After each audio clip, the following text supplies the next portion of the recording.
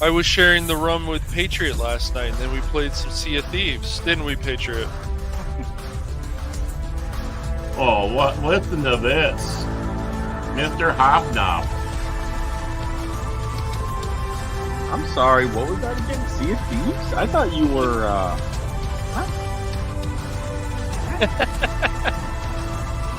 I know nothing. Oh. The following content contains adult language and humor that is not suitable for viewers under the age of 18. Viewer discretion is strongly What humor? advised. The views and opinions expressed during the Who's following this video voice, content Baron? are those of the Where am individual I? and may not reflect I don't those of know others. either. Thank you. I'm scared, Mama. These guys. These people. Oh, entertainment, Baron. Oh. They come to the wrong place and they want entertainment. Oh. Captain's going, come on, hurry up, get this show over. I gotta get this back to my dad. Keep doing things up. Hey, that's me. Everybody, that's me. Hooligan.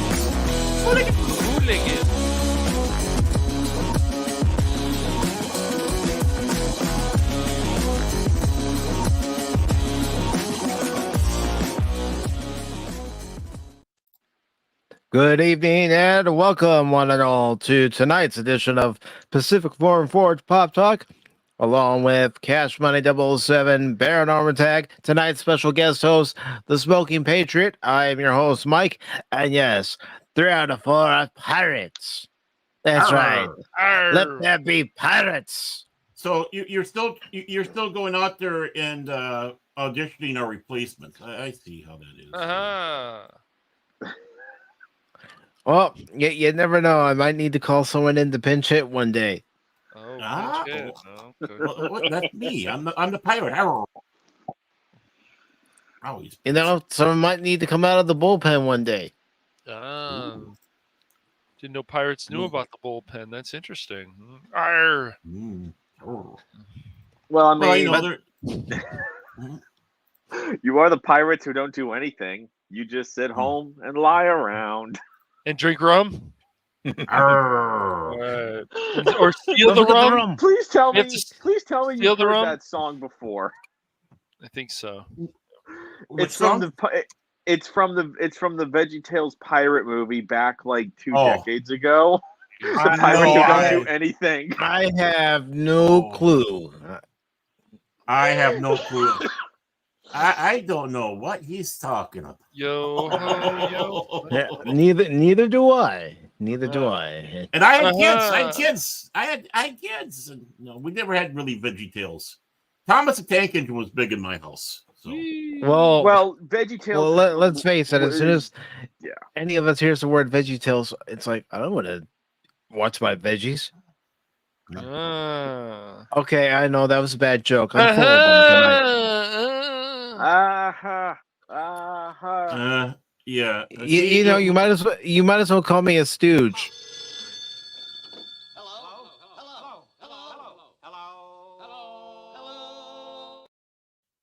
Remember that part when you said in the beginning there about humor? No, we don't have any humor as a show. Pass the rum, Baron. Pass the rum. Yeah, we do. The three of us, Baron. We are the humor. Oh. There's me. There's Cash. Yeah. He was late because he had to wax that mustache. There's you. Aren't I handsome? Sure. Baron's disappointed in Cash. I'm disappointed in Baron. It's okay. We're always disappointed with each other. What else is new? And I'm disappointed in both of you. Well, again, that's nothing What? new. Because we stole the rum? We said it was ours.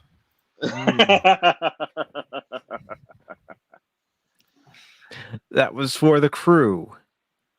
We are the crew. We are the crew. Yeah, we're 3 guys in a dinghy, for crying out loud. That's the SS Pop Talk. The SS Pop Talk is not a dinghy, Baron. It's a mighty proud ship. You mean that one that's in the bottom of the bay? That's because you That's guys the one we threw me crashed last week time into the harbor. and you crashed it the last time the two of you ran the show. Well, that rum Ran the was too ship. good to pass up, and then we took a turn and it just didn't go too well. We saw those now we rocks. got- They looked like I- something else, and yeah. Yeah, now we got Mike's Yeah. Oh boy. Speaking of Deans, rainy Deans, we got the latest episode of Beverly Hills 414 from our esteemed writer T-Gap Steve. Oh boy, what weird stuff he's getting.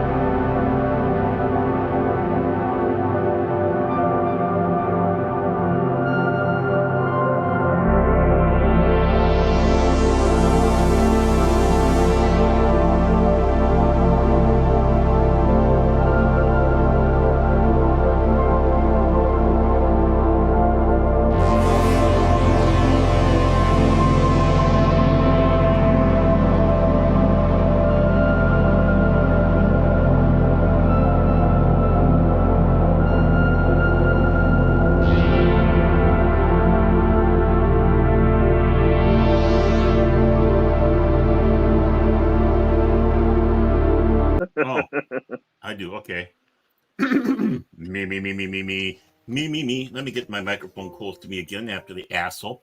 Baron had dodged 3 skateboarders, 2 rent-a-cops, and an uppity organ grinder monkey who didn't believe him when he tried to explain he was very pro-monkey.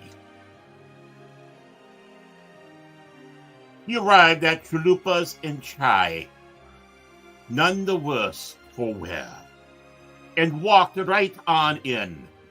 As he went up to the counter, the guy there saw him and motioned him to the room marked private. Despite the ominous foreboding of not only being expected, but going into a private room, Baron straightened his back and put on his determined face and marched right in, his guts 2 minutes before the rest of them. The room Sounds was like filled Cash's with... chin.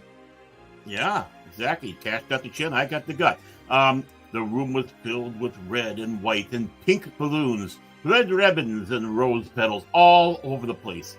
In the middle was a singular table with 2 chairs on opposite sides. Baron was confused, just a little. Till the door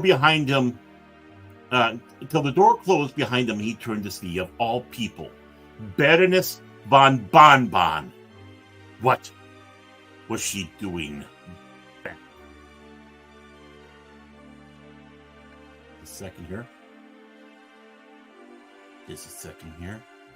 Not a problem. Yes, I mean, if we're going to do this, we're going to have to do this right? Right. Baroness von Bonbon. Baron was of... Oh, okay. What was she doing back, and why did she steal his car? Blah, blah, blah, boom. What dastardly trick are you up to this time, Baroness? He demanded as she merely chuckled and walked over to the table to light the candles. Oh, Baron, dear Baron, you must have forgotten that today is the anniversary of our 5th time giving it a try. Remember, we were in Monaco, and you said you wanted to help me. Beneath his beard, Baron flushed. How many times had he thought he could change her, make her be, well, not good. Good girls were boring, but at least less evil. Don't mind that evil. Look at that evil. I do remember you had a... What is that? Nashi and porchetta? I don't know. He said, moving to the table. I don't know. I don't know. The teacup. F you. To the table beneath them. And you had the stuffed soca and kept joking how it was firm but creamy inside. I've used that line before. I've used that line before, honestly. I have. You want to see the flat mark I got? Permanent. Then we split that. I believe it. Galapan and drank far too much wine, she continued, as she took the cover off the plate on the table, revealing steaming hot stuffed soca cakes arranged in a heart. What the hell is that? I don't even know what that is. You're asking the wrong guy. I know. Cash, you're cultured. No, never mind. Mr. Tofu wrap, kale wrap, tofu wrap with kale. Happy Valentine's Day and 2nd anniversary twice removed, my dear Baron. He smiled, and he took a seat. Well, there was no harm in celebrating. Right? Oh. Okay, I guess one of us is going to have to fill in for Crypto, a.k.a. Cash, since he stepped away. Oh, so, come on. He took another freaking nap.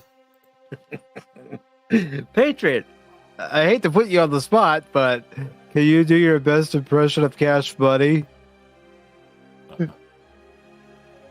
Well, I can if need be, Crypto, okay. Crypto dozed off. Hey, how apropos! Crypto dozed off sitting there in the dark when suddenly his nose twitched and his money sense started tingling. He lazily opened one eye to see he was no longer surrounded by darkness. That's because he wasn't sleeping. And of course, he was, in fact, surrounded by piles and piles of money. Coins and bills all stacked up from floor to ceiling. These people, truly the motherlode, are the best kind of money. The kind he could keep. He bounced here. He bounced there. Picking up armfuls of bills and tossing them into the air to shower down upon him. We don't want to tell him that he was naked while doing this. He did this with the coins too, with a little less success. Ow! Ow! Oh, ouch! Ouch! Ow! Making piles of money like a kid, raking leaves to jump into. He swam in them, rolled around in them, buried himself in cold, hard cash, laughing and giggling all the while. I've never once heard Cash giggle. I don't know if he's capable of giggling. I never heard him giggle. Never. Finally, laying there on his stomach, kicking his legs like a schoolgirl, talking on the phone as he admired his bills. I love you, President Lincoln. And I love you, President Washington. He spoke to the bills as he admired the portraits. And although you weren't a president, I love you most of all, not President Benjamin Franklin.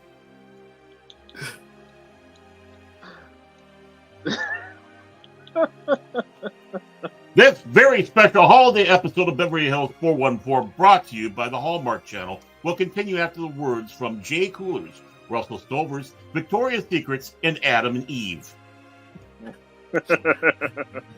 Yes. I was wondering if anybody was going to catch that. I caught it. I wasn't sure which one of us was going to read it. But Patriot, yes, TGAP Steve is a subscriber on the YouTube side, and there was just one day he just started contributing by creating Beverly Hills 414. So and we never know where it's going to go. Nope. And we've made it a part of the show just as much as the three of us. So whenever he has his story in there, we read it at the very beginning. God help us all.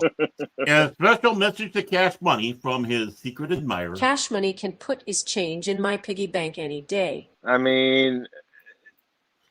And here is his secret admirer. Yes, that's Mrs. Cash Money.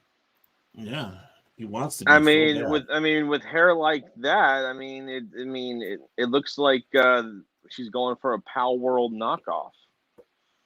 No, she was that's that Vash look, Vash the Stampede, and she was always so taken on his avatar all the time being Vash. She became the living Vash.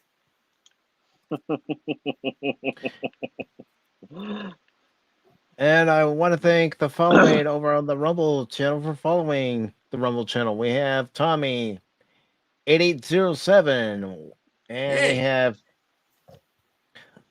Old Gaming following over Original Gaming. Actually, it's abbreviated. My bad.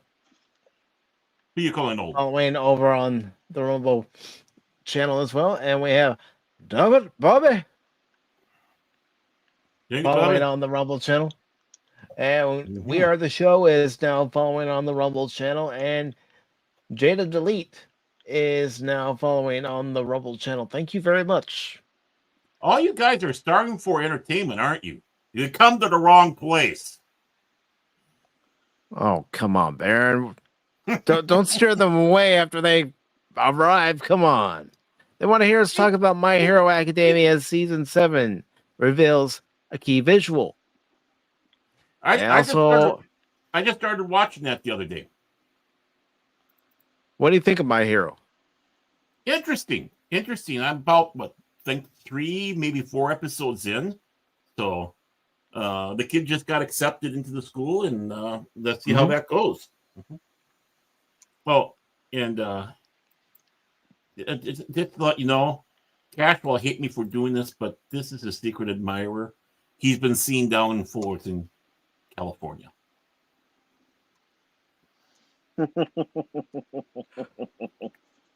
I guess she had some problems doing some trading or something like that not too long ago, but I guess she was an up-and-coming CEO type, business type.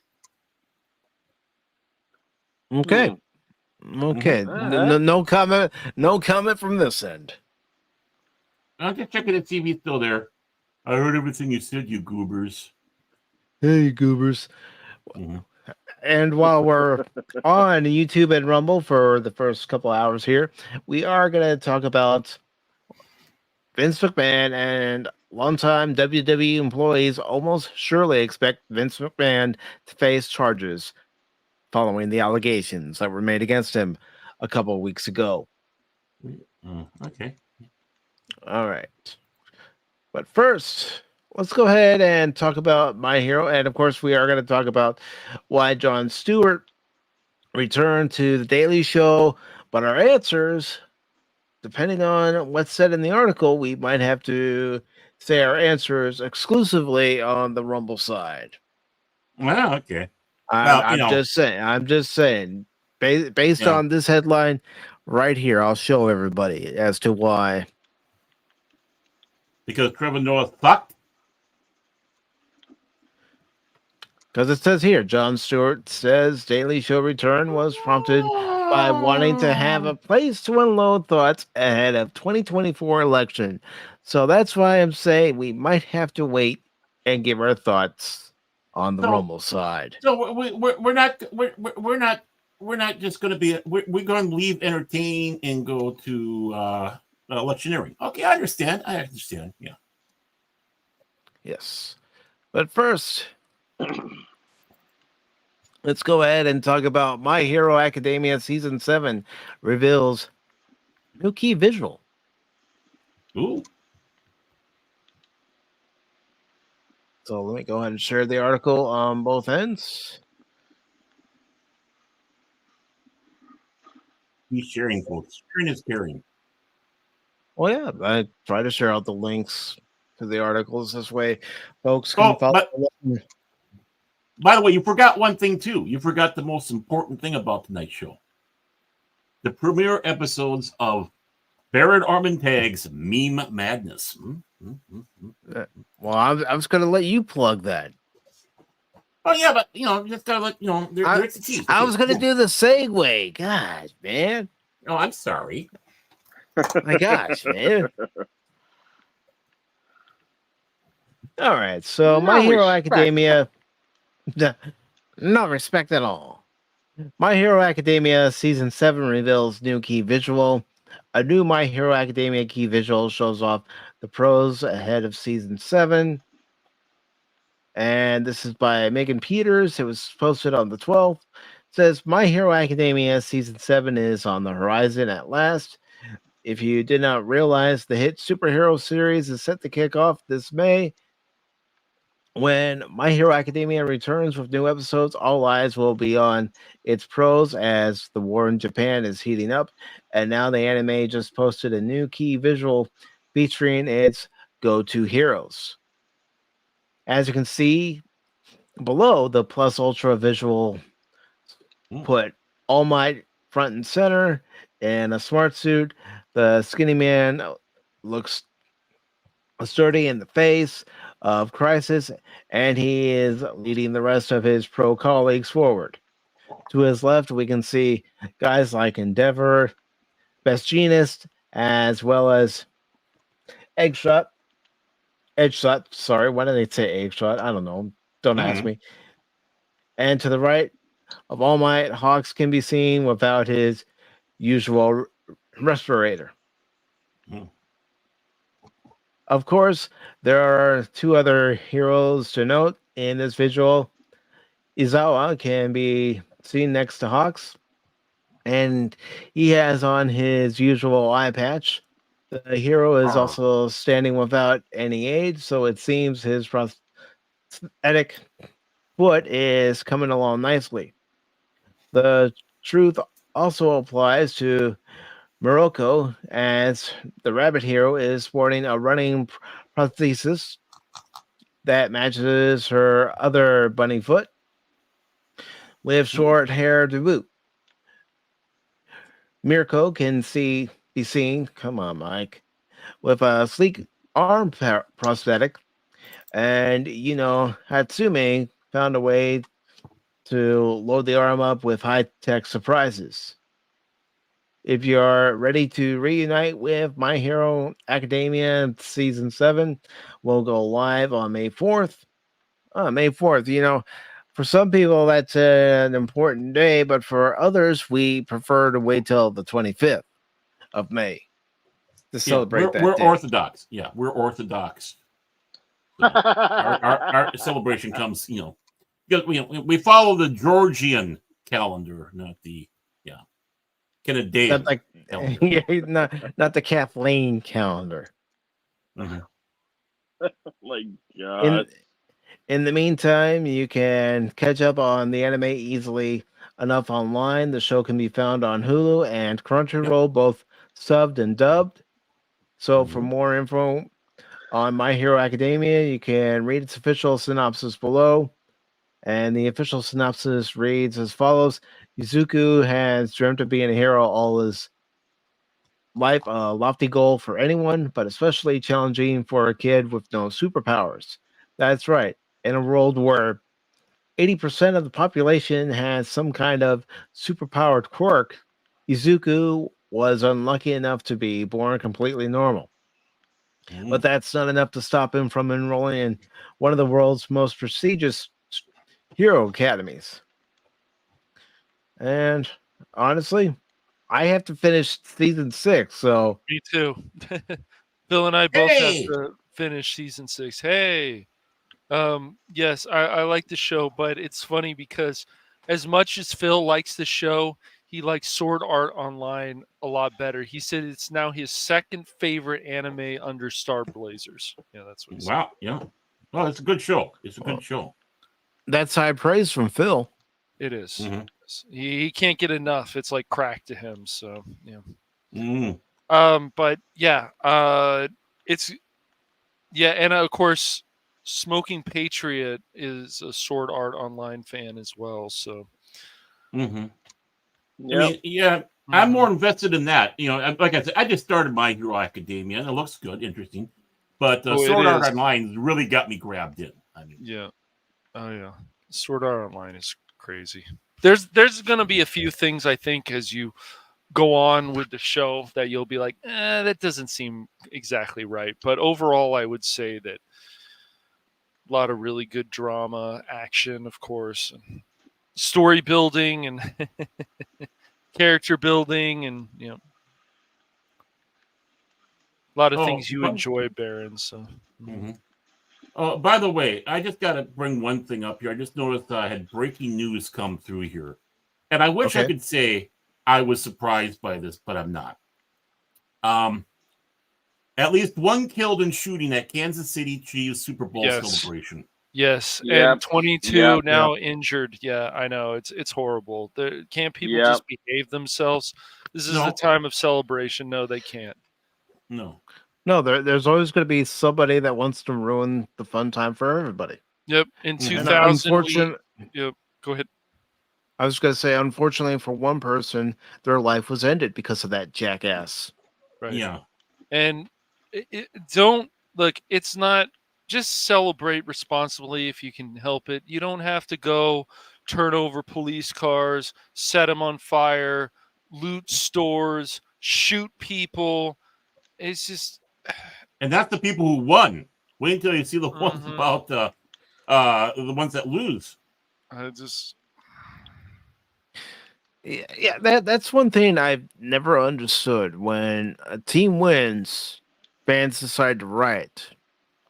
Although I can bring up one example where that didn't happen.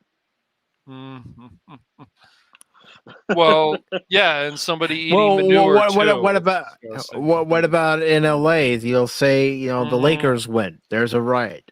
There was in 2000s. People were starting to set cars on fire and police cars and cause some problems. And I think they even shook the bus when the Lakers won. What was it, 2000 or 2010? It was around there, somewhere around there. Started shaking the bus of the Celtics, and they can't behave themselves. Other times they can, but where was the chin? Why weren't you there protecting them? Oh, great superhero! I'll try with to. your mighty 9-iron. I'll try to next. He took a wrong turn and ended up in Fullerton. That's what happened. No, there's not. It's weird too, because like when the Giants won, the San Francisco Giants, there wasn't these problems at the time. Some of these places, when people win either college or whatever, it's a big deal in the town or the city or the state. They behave themselves, but once again, here's another situation where somebody has to be a jackass, causing problems and shoot somebody and kill them and then injure people. It's just like, whatever. And then they'll start the whole thing about gun control again, but I'm not going to get all into that. I just wait until Rumble. Yeah, I was going to say wait till we break for Rumble to let your thoughts be known on that. There's no excuse for any of this ever. Like, just celebrate responsibly, but no, they can't. They somebody has to cause problems. Again, there's always somebody looking to ruin a good thing for everyone else. Right. Yeah. It's unfortunate that we as a society seem to regress every time a team wins a championship. Yeah. I mean, here's the thing at the end of the day with this whole thing, with the whole Kansas City thing, we don't know any details. No, we don't. No, we don't. So in the coming days, we'll know more details, because at this point we can speculate. Yes. It was a rowdy fan. It was gang related. It was this. It was that. It was the lizard people trying to initiate their takeover. I mean, it was. Look, okay. We know how to fight the lizard people. All you got to do is get them a little cold, and and they shatter. They just shatter like glass. And make sure the chemicals turn the frogs gay. The more you know. The more you know. Baron Orman Jones. The chemicals in the water are turning the Gorn gay. Right. Keep telling yourself that, Baron. You have to do them up in the chemicals in the water are turning the Gorn gay. Well, I don't know. I feel bad for the Gorn then. Jeez. Hold a second, Baron. Are you spoiling the next season of Strange New Worlds? There's nothing to spoil with that show. Yeah, on a very special season of The Water Turns the Gorns Gay. Is that? Yeah, something like that. Yeah. The chemicals in the water. That's why you had that situation at Sister 3. Because the chemicals were turning the Gorn gay. And they blamed I don't know about turning the Gorn gay, but if any of these allegations turn out to be true concerning Vince McMahon, do any of us honestly think he'll face some charges? I don't think. Look, I think even if he is facing charges, because he's obviously still got all this money, but I don't see him getting jail time. If the charges are true, then yes, he deserves jail time. But we can say the same about a certain Alec Baldwin, who hopefully will. But that's beside the point. If he did these things, he probably should go to jail for a while. Not just pay a fine. So, but even at least comic book even says allegations. So I'd rather. Yes. And the big problem with this, unfortunately, is that if you read all, because if I actually follow some of what's called LawTube, like lawyers on LawTube, and they've gone over some Okay. of this. Yeah. And something that they pointed out is that if you read, when reading this, it makes it sound like, oh, I was just a helpless victim. Oh, I had to do all these things. I had to. But it's like, but then I also got $10,000 in gift cards and and this car and all these trips. And it's like, oh, whoa. What? Come again? Like women do stuff on OF for a lot less, and they do more degrading stuff. You, wait, what again? So it's one of those things where it's like, why now all of a sudden? Why now? Why not when it first started? Was it because maybe the benefits were starting to dry up? Like there's And then it's again, like, he might have because- done this stuff, but we want to throw people under the bus before like the evidence comes out. And I don't care who it is. Yes, it seems like Vince McMahon is somebody who could do these things, some of this stuff, but we don't know for sure. No, none of us have definitive proof that this actually happened.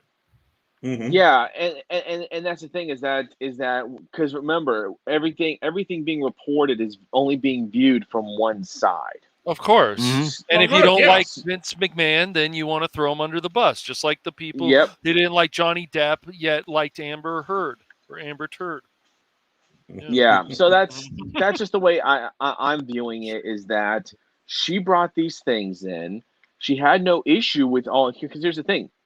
This stuff could have been brought up 6 months ago, a year ago, year and a half ago, but it wasn't.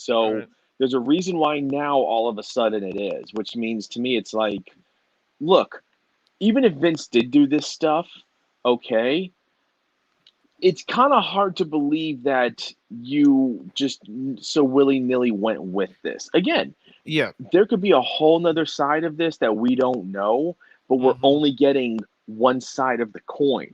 We don't know what the other side is. And also, let's not forget that when Vince stepped down from WWE, because WWE's internal investigation was showing that there was some money missing. And people were speculating what's going on. Yeah. Yeah. So let's go ahead and get into this. This is by Liam Crawley. It was posted on their site on the 12th.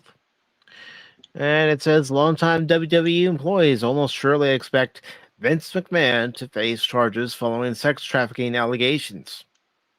McMahon resigned from WWE this past January. Vince McMahon could be facing jail time sooner than later. This past January, former WWE employee Janelle Grant filed a lawsuit against McMahon, which alleged that the former WWE chairman sexually abused her and sexually trafficked her for two various co-workers, including former head of talent relations John Laurinaitis. While McMahon has denied these allegations, they were enough to force him to resign from his position as executive chairman of TKO, WWE's parent company. And TKO Holdings is the name of the combined group of the WWE and UFC ever since the UFC's parent company Endeavor purchased WWE. I hate to say this, but that picture of him makes him look like a soap opera villain. Yeah.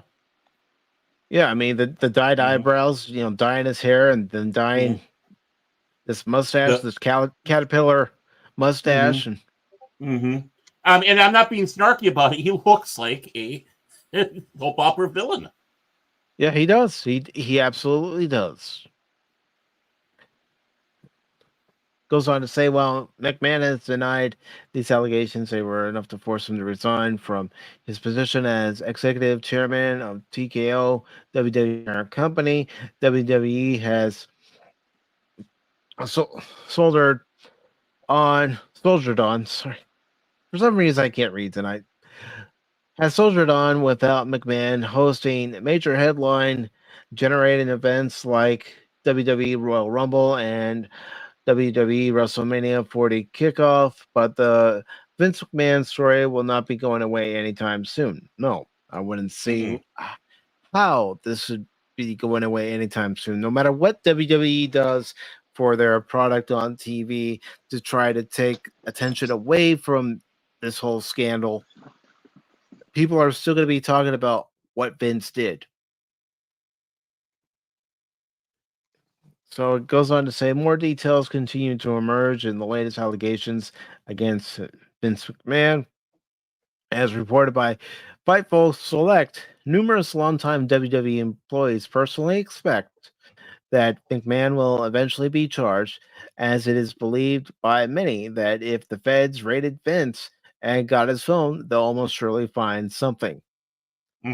Goes on to say, it's worth noting that as of February 2nd, McMahon was under active investigation by federal authorities regarding the sexual assault and sex trafficking allegations against him. Reports indicated that federal agents had executed a search warrant for McMahon's phone and delivered a subpoena to him in summer 2023. It remains to be seen as to if authorities were able to obtain any incriminating evidence from McMahon's phone. Well, the thing is like they sit back and say, even if they erase stuff off there, they can find ways to get things off of them. Mm-hmm. Goes on to say more names. Go ahead, Baron. Oh, sorry. I was going to say computers, phones. Yeah. If they get, it's not good if old Vincey's got stuff on there that he thinks he got erased. If there is anything on there. True. We don't know. More names mixed up in this case are also on the precipice of being released. Fightful Select adds that at least one person within the industry claims to know more people involved.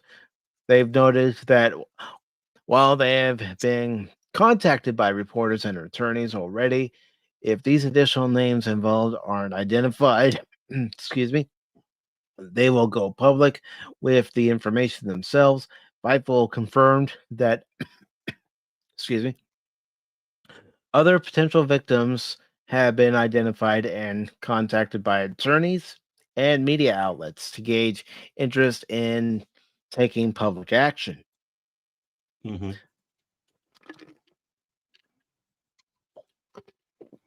Goes on to say, I don't think this is the only incident of its kind of predatory behavior. WWE Hall of Famer Bret the Hitman Hart said regarding the allegations against his former boss, I think you'll find that it's everywhere in WWE.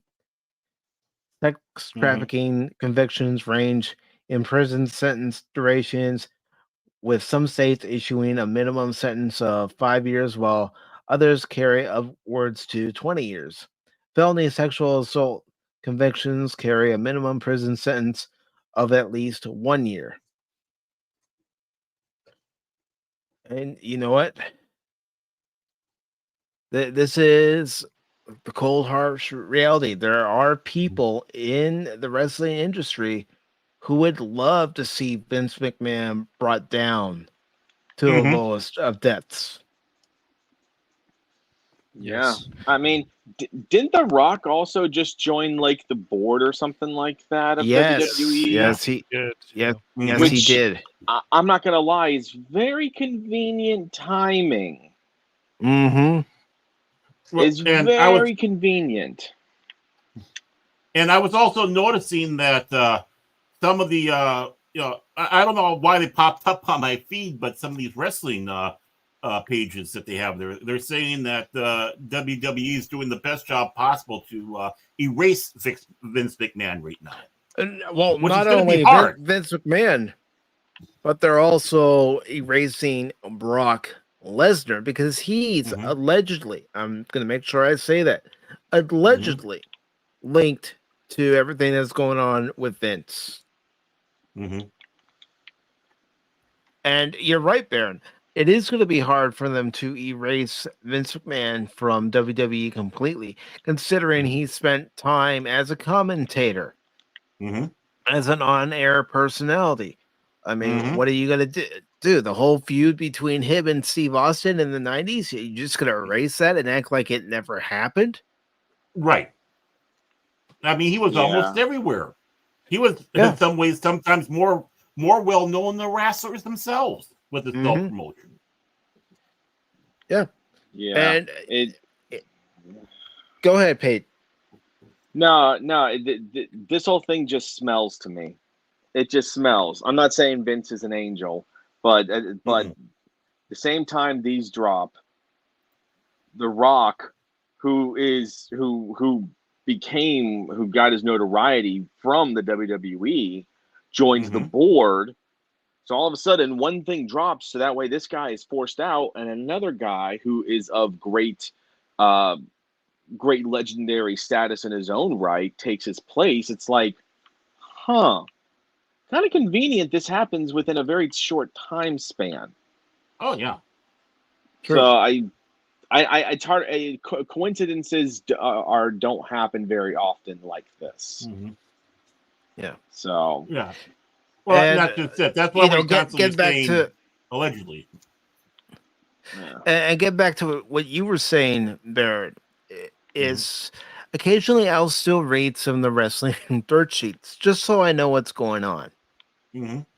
On Monday Night Raw and SmackDown and in other wrestling organizations. But there have been a lot of the dirt sheets. Now, take it with a grain of salt, because that's what you have to do with the dirt sheets. They're full of rumors. But a lot of them have been saying that anyone close to Vince McMahon who is still employed by TKO Holdings needs to be let go immediately. Because as long as they're there, Vince still has an eye and an ear and a say as to what goes on in WWE. And that's what they're saying. Right. And it's kind of hard because, again, these are allegations. Why should people lose their job and suffer over the allegations made of another person? Exactly. And it doesn't matter if this person's a piece of crap or not, or people think he is, or people have worked with him. Until these things turn out to be true, just like the Jonathan Majors situation, and we had people before even come on the panel. Oh, how can you tell me he's not guilty? It's like, these are allegations. This whole thing about people jumping because you don't like somebody, and so you want to see them suffer, is just stupid. Yeah. So let's the evidence come out, and then we'll see what happens from there. Due process in a court of law. That's why we're reporting and not necessarily opining. Exactly.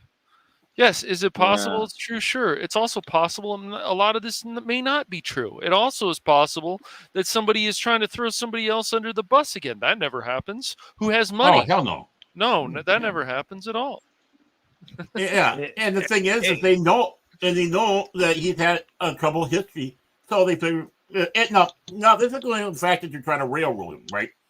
They know he's had a troubled history, so they figure this is going to be easy slam dunk because of that. Right, of course.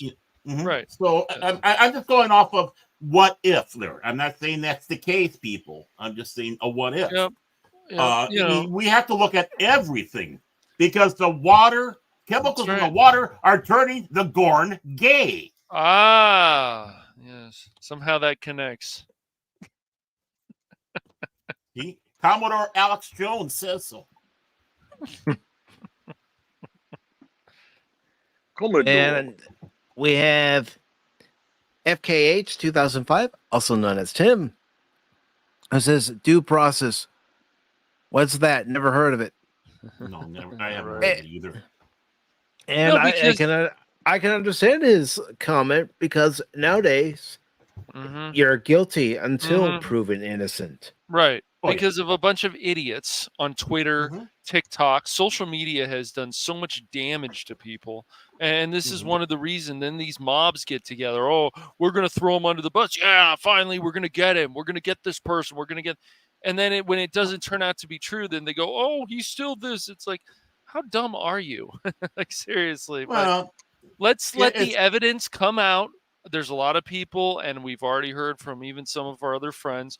And yes, it's possible that Vince could have done this stuff, but we don't know for sure. right.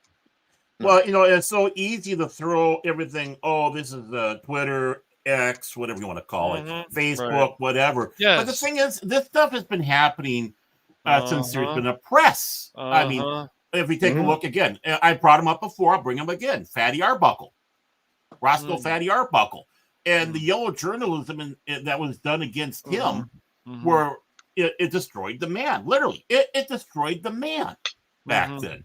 Yep.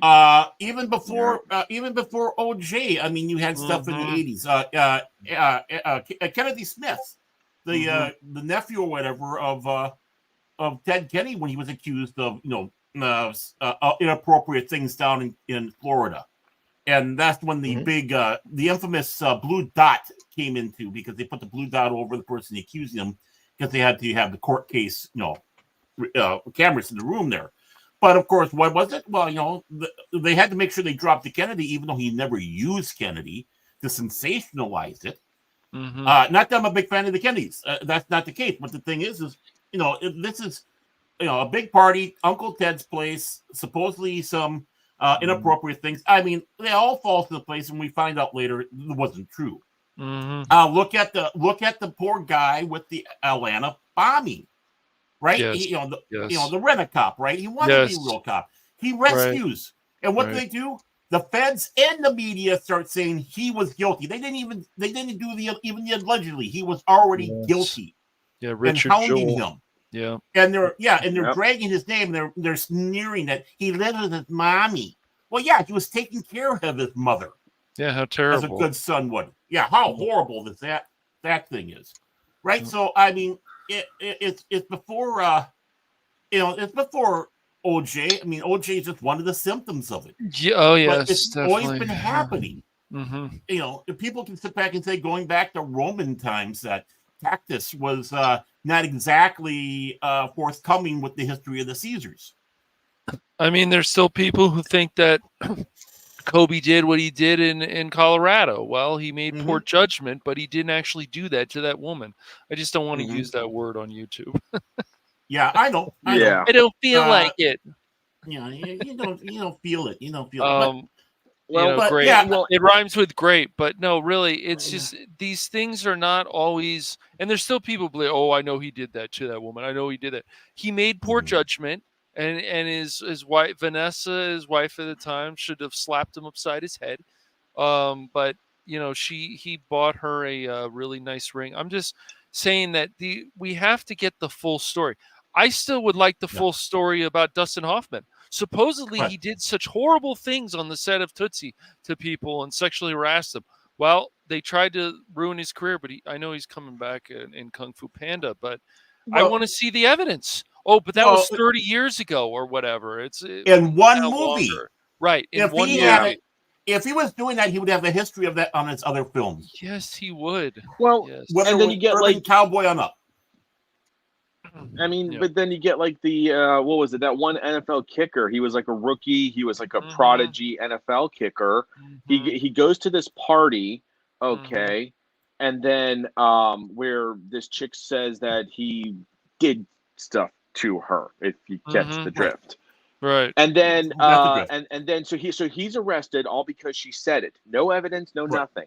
Right. Refused the DNA test. And then it comes out later that the guy, when this whole thing happened, the guy actually left the party, did not interact with her, like hardly interacted with her during this whole party. He left an hour before this whole thing actually happened. But that didn't come out till over a year and a half later. Meanwhile, and I've actually seen the footage, you got Stephen A. Smith on ESPN smearing his name left and right. I remember that. Yeah, he can be a pinhead. He can make sense, but he can be a pinhead too. Yeah. Right. So to me, it's like, okay, she's saying one thing. She could be right. She could be wrong.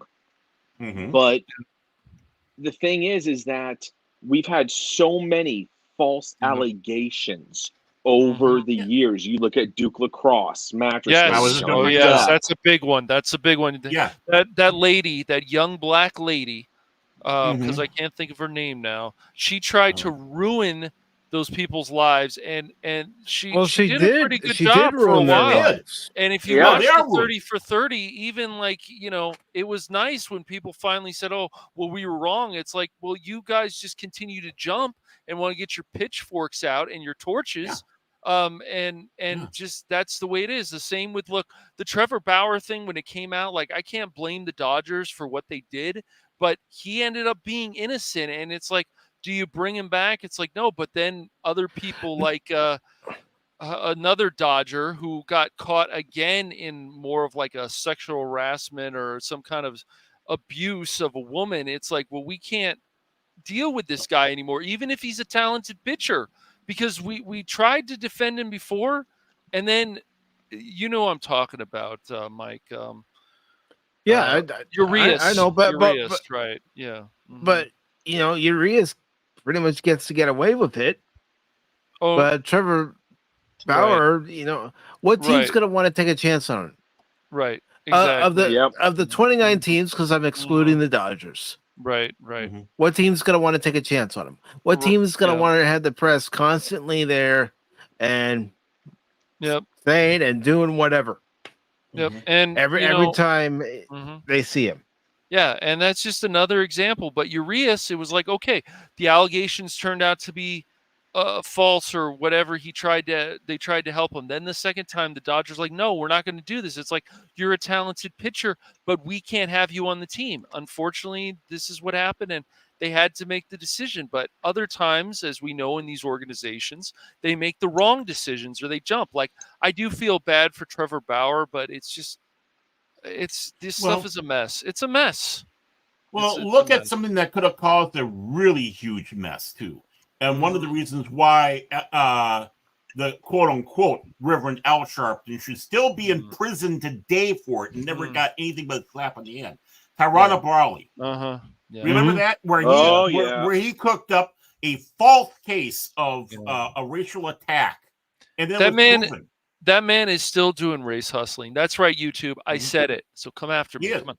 But the thing is he not the only one. It was proven that he was behind the whole thing. And what happens? Nothing to him.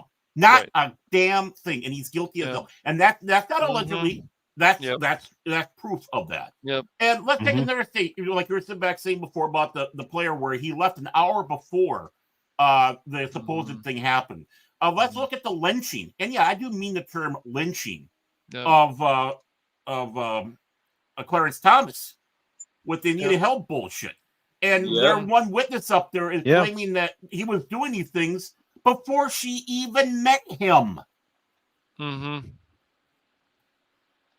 Yep. And yet you still have dingbats out there going, we believe her. Yeah, no, I agree. And that's another thing, too, the Donald Sterling thing. And he was recorded without his consent and so on. But look, yes, he said some horrible things. But you know what? So is LeBron James. Oh, and since this has already been said on YouTube, LaChina James. Yes, LaChina. Yeah. He must bow down to his CCP masters. Yeah, you heard me, YouTube. Fuck you. Anyways, and the thing is, Cash, he's bowing down to the wrong leader. He should be bowing down to dear leader. Dear leader is the most important. I'm just saying that he's in tight with other basketball players. They should go with dear leader. You know, it just blows my mind. There's also people out there. There's a certain case that they said this person killed black people. Guess what? He didn't. I don't want to get into all this stuff. It's just. Just stupid. Thank you, Cash. This stuff is stupid, man. And I would rather the evidence come out for Jonathan Majors. And the fact that we even had like people that even Mike knows. It's like, oh, we know he's guilty. We don't. You fucking retard. Yes, I said that, YouTube. I know. But really, no. Ladies and gentlemen, you can send your letters to Cash in care of. It's so dumb. It's like, can we stop jumping to conclusions? Even with the OJ case, a lot of people came out, even after that documentary basically that came out, or the one that Ryan Murphy did, The People versus O.J. Simpson, which he did a really good job showing all the different sides. It was like they even were like, well, we're sorry, Marsha Clark. Like, yeah, she made some poor judgment too.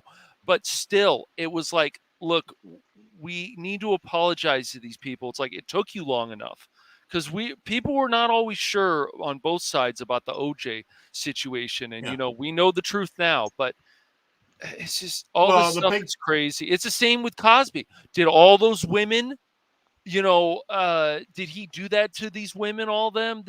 Other people, I know a guy who hung out with Cosby at least a few times at a casino. He would come to that casino and he said he was a very nice man. So it's just all this stuff. There's women out there looking for money. I know, shocking, right? Shocking. From a man. Well, not just women. There's men that will look for money too. That is true. Oh, yeah. Right. Me. Manipulating people. Yeah, like Baron. Yeah.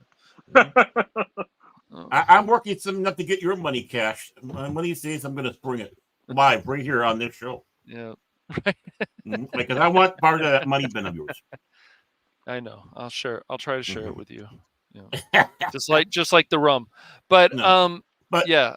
Well, no, I think what we can sit back and say. Yeah. Well, I think we can sit back and say, especially on platform like this, platform like others out there, we all have a huge responsibility because, and we've heard it before, with great power comes great responsibility. Yeah, this is a smaller channel, but still, it's there. And, one person hears it, they spread it on there.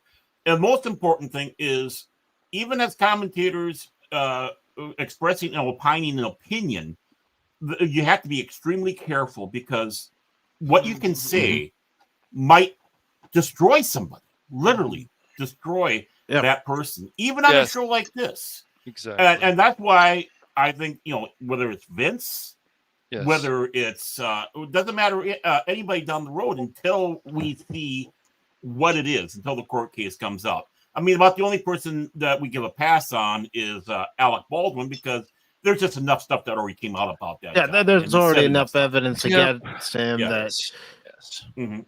Yeah. He's a legitimate piece of shit. You heard me, YouTube. Right. Legitimate piece of shit. There you go. I mean, again, and a lot of it's out of his own mouth. So that, which is a little bit different in that type of situation. But I think all of us, it doesn't matter who we are. We got, 100,000 subscribers, whatever. We all have to be extremely careful about it and respect one thing, the rule of law. Respect a person's day in court. And like we said, it doesn't look good for Vince, but he could be innocent. Again, appearances can be deceiving. And let's not, fall for that. Let's see what happens. Due process. Yes. And let's face it, it'll be an interesting show. There's no denying that. So why should we give away any endings that we don't even know about? I mean, no, because we could all be surprised by the final outcome of this. That's right. That is a possibility you have to consider.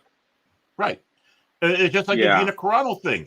I mean, they only let a little bit out to the press, the reason why they're going.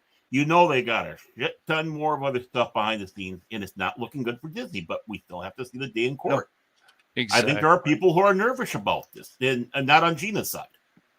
Especially after some stuff that we'll be talking about later on, maybe on the Rumble side. Yeah, on the Rumble side exclusively. Foreshadowing, folks. That's why you want to go to Rumble. Right. An hour. See. But shifting gears. Whoa! We're going to talk about this. I don't know how many of you out there have been paying attention to the quote-unquote controversy related to the way this particular character looks, especially from the backside. Oh, this whole thing. It's gotten some people worked up. Here's the good orange cat. This is the good one. This is the one I'm keeping. Little girl. See? Say hi, everybody. There. All my 3 cats have had their time. There. I fulfilled your contract. Go away. The only one who actually had a contract on the show was Mouse, and that was on your show. Oh yeah, Mouse. That's true. Mouse has a long contract. Yeah. Oh yeah, he does. He does. That fluffer.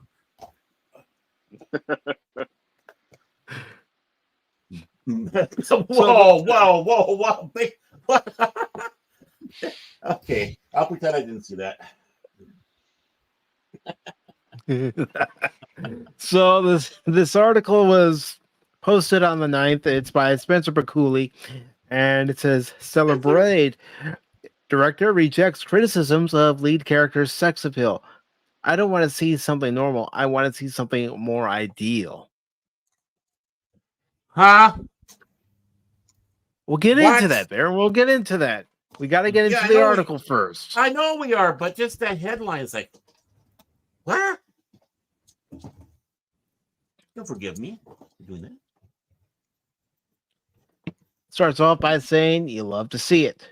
Rather than giving in to the outrage leveled against the attractive design of his game's lead female character, Stellar Blade director Hyung-Tae Kim is standing behind his creative vision.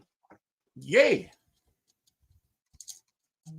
Directed by Kim for Korea-based Goddess of Victory, Nikki developer shipped up and set to be published by Sony Interactive Entertainment, Stellar Blade puts players in the shoes of Eve, one of the few remaining humans left standing in defense of Earth, following the planet's takeover by a monstrous alien species known as the Naitiba. I probably said that wrong.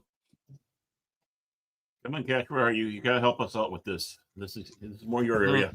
Yep. No, I think you got it. Okay. An agile and skilled fighter, Eve's mission is given renewed purpose one day when she is introduced to the city of Zion, the last remaining human outpost on the planet's surface. Finding herself connecting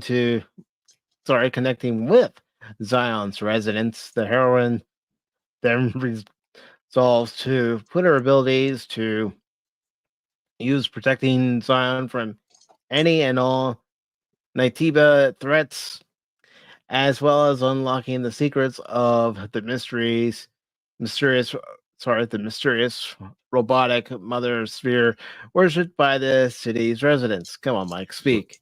Read the words. Mother spheres. I mean, that's not a bad design. I don't think so. No. It says, and third-person character action game that feels like a mix of Nier Automata, Devil May Cry 5, and a little Metal Gear Rising. Revengeance for cybernetic flavor. One of Stellar Blade's most distinguishable features is its depiction of Eve herself. Based upon a full body scan of a Korean model, Shun Jae-eun, the heroine's appearance is both equal parts feminine and sexually appealing. A stark contrast to the usual character designs that are typically born out of today's overtly puritanical and realistic representation obsessed media ecosystems. Okay, so this is a full body scan of a real human being.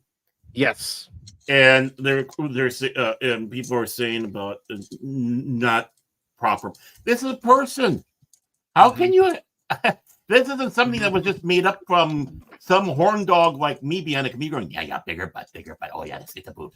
Oh, gotta get so tight. No, this is a real person. Yep. Any attacks on this model, this character, is an attack on that person. People out there who scream "Me Too" and all that stuff, and say don't detract women. This is a real woman. Okay, back to you, Mike. Yes, it is a real woman. It is a real woman indeed. I've actually seen the photos of this model, and she's real. And let me ask you guys this. I know the answer, but just humor me with my query here. you remember back in the day when we used to in video games when men used to be kind of very fit, toned, jacked, ripped, and the women they were very curvaceous. You know, maybe a bigger chest or very hourglass figure, and she could be wielding a 10-foot giant like cleaver and dual wielding mini guns, but she was a very like sexy character, and the guy was like literally like overly like masculine, like Brock Lesnar level. And nobody complained. Everyone was like, okay, that's a very attractive dude. That's a very attractive woman. We're doing stuff that they can never do in real life. Like, it's a video game. Yeah, it is. But it also sets up things like with Resident Evil. Why wouldn't these characters be fit? Like the men and the women. They obviously went through training. And so they and then when there's a character, we'll say like Borderlands Patriot, that, you know, this had this fat character in Borderlands and it was a mechanic. It was like, well, I don't want to see her thin because you guys already made her fat. Like that's part of her character. I don't want those changes either. So it's really weird. It's like, if this is how you made the character, it's fine. But when you know there's a push from the Horizon Forbidden West where they want to make the face more masculine for whatever reason, or you look at like that Fable tech demo or whatever the hell it was, and you're like, well, this looks more like a man face, like people should be like, well, what the hell, you know? And Sony does that, Microsoft does that, Nintendo, you know, when we see a face on a Nintendo game, it looks like a female. I know it's shocking, but all I know is I'm looking at pictures of the real model and a cigarette. Beautiful. Yeah. Well, I mean, but mean, that's the thing, beautiful. okay? I mean, look at like the Mass Effect games, okay? You remember Miranda from Mass Effect 2, okay? yes, There was a lot of sex appeal, and even they even wrote it into the game itself, where she even says, you know, my brains, my looks, everything. And then if you see like Jacob, or you see any of the other men, these are men who look like they could be bodybuilders. Like they have big old forearms. You see some of the veins. It's like, so again, it's a video game. This is not real life. The whole point of a video game is you do stuff that you can't do in reality. Right, but it makes them jealous because they don't want to go and better themselves. So then they see a video game character. It's just like they see, you know, a model on a magazine. They're like, this has to change because I'm jealous. I'm offended. And then you get those kind of people who are hired, and then things get worse because they want to change it. And then they wonder why they start losing money because they're forgetting about what built the company or what built the game or what built the franchise or whatever. Well, and why they're mocked and not praised. Right. It's like, why are you hating on us so much? Why you hate? You haters. Because they act like Baron and I and Mike and you, Patriot, that, you know, we have to always have these sexy looking characters, whatever.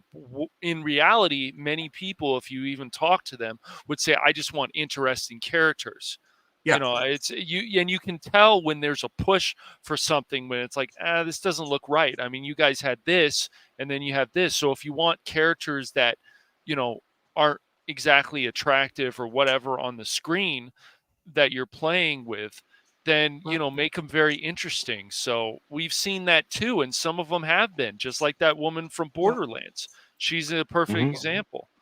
Well, again, I have news for people. Throughout time, we've always wanted to see our heroes and heroines attractive. I mean, going back to even mythological days. I mean, the men are depicted with these muscles. I mean, take a look like Hercules and other representation of heroes that we've seen either paintings of or statues of that survived. You know what? We've always liked eye candy. And you know what? I'm very pro eye candy for both men and women. Again, look at those covers with Fabio. You know, look at some of these stars that are hired on a show because they want to get the women. I mean, look how women were all on Twitter because you know, Matt Smith left Doctor Who and they brought this old codger, Peter Capaldi, in. How dare you? We want a handsome young man. I mean, they were literally all pissed about disrespectful. I mean, that guy is a quality actor. And a big geek. He's a big geek. He's a big Doctor Who geek. But the thing is, if we said the same thing, oh, you got rid of that sexy woman for that old woman. Where would we be? Right. Honestly. Well, and it's just like I you said, this about know what would be Aquaman. said about us. Oh, I know. Yeah, but I know. Right. But I look at about how Aquaman, like, if you look at Aquaman, women did not go to Aquaman because it was a superhero story. They didn't go for the cool CG effects. They didn't go for the story. They didn't go for any of that. Why did they go? Because of shirtless Jason Momoa. Now, the thing is that guys went for the story, the CG, and because, let's just be real, Amber Heard looked pretty darn good in that outfit. Right. In that green outfit, okay? Let's just be real here, okay? Let's just call a spade a spade. But the thing is, if you're a guy who says, oh, the story was good, the CG was awesome, and Amber Heard, and you're like, you're a sexist. And then, but if a woman says, oh yeah, I want for Jason Momoa, it's like, again, it's the superheroes. If you see the comics, the movies are tame in terms of how sexualized both the men and the women are. Right. You know, like Mary Jane. If you see the Spider-Man comics, she has this waist that is only possible with like high levels of extreme surgery, this like hourglass waist and like triple D, chest. That's not realistic for 99.9% of women. But you didn't care because it was about story. Did it happen to have an attractive chick? Yes. But the story was the thing you cared about. Spider-Man, Mary Jane, the relationship, how they manage it, all that stuff. She just worked out a lot, man. That's all. Yeah, I mean, just it's like, you know what? Men like certain things and women like certain things.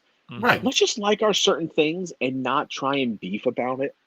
I mean, dude, look at Uncharted, for example. Look at Emily Rose, who played Elena in Uncharted. I mean, they look a lot alike, obviously, because they used her as the character and the voice, and it's just that there's nothing wrong with that. It's just called doing research. It's just like what He-Man did. I mean, they did all this research with bodybuilding, like that. They did research because this is how they wanted the show. It's like, do you want fat G.I. Joes? Oh, I need a Danish today. I was going to fight Cobra, but that Danish sounds good. Like, no, it's ridiculous. Well, I mean, that's just it. I mean, what did we boys have to grow up with seeing? We saw He-Man, right? Yep. Look at He-Man. Yep. Conan. Look at Conan. Arnold. Sylvester. Dolph Lundgren. Jean-Claude Van Damme. Fat Steven Seagal before he was Fat Steven Seagal. And I'm not meaning news Fat Steven Seagal up in Canada. No. I mean, but the thing is, obviously there weren't, although of course we happen to go that way, had nothing to do with titillating us. I'm sure there's women that secretly watch these things that would never watch them so they could see these muscle-bound, oiled oafs running around. Did we complain? No. The unrealistic expectations? Let's not forget that when the Netflix version of She-Ra was coming out, there were the She-Rees who were complaining about the designs for the original Masters of the Universe characters, whether it be He-Man and the Masters of the Universe or She-Ra. Yet, if you do your research, you can find that they actually use models who look like that. Yeah. Right. I'm not saying they look like Skeletor, but their physiques, their physical appearance.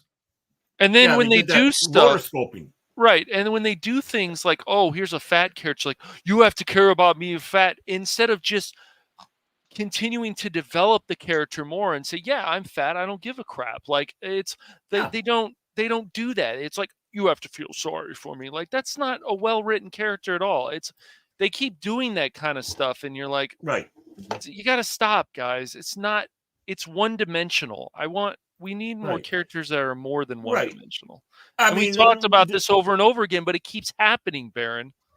Guys, I mean, did we have that? Yes. Did we have that when you had Rerun and What's Happening and What's Happening now? Right? Yeah, I mean, you did. Honestly, wasn't a character like Fat Albert more than just fat? Yes, exactly. Yes. That's what I say. That's good. I'm fed up. So, getting back to this article, it says, and yet, despite the usual accusations of sexism, this design choice has drawn Kim has affirmed that he has no interest in changing course. So why should he? Good for him. Bravo. Bravo. Just got to stick to it. You got to stick to it, though. Offering his thoughts on the topic to Games Radar, Kim, speaking through a translator, explained that when it came to Eve's design, we put special attention on the back of the character because the player is always facing the back of the character when they're playing. That's true. That's why I like playing female characters. I don't want to watch some guy's butt bouncing around. Yeah, and actually, I think no, I don't.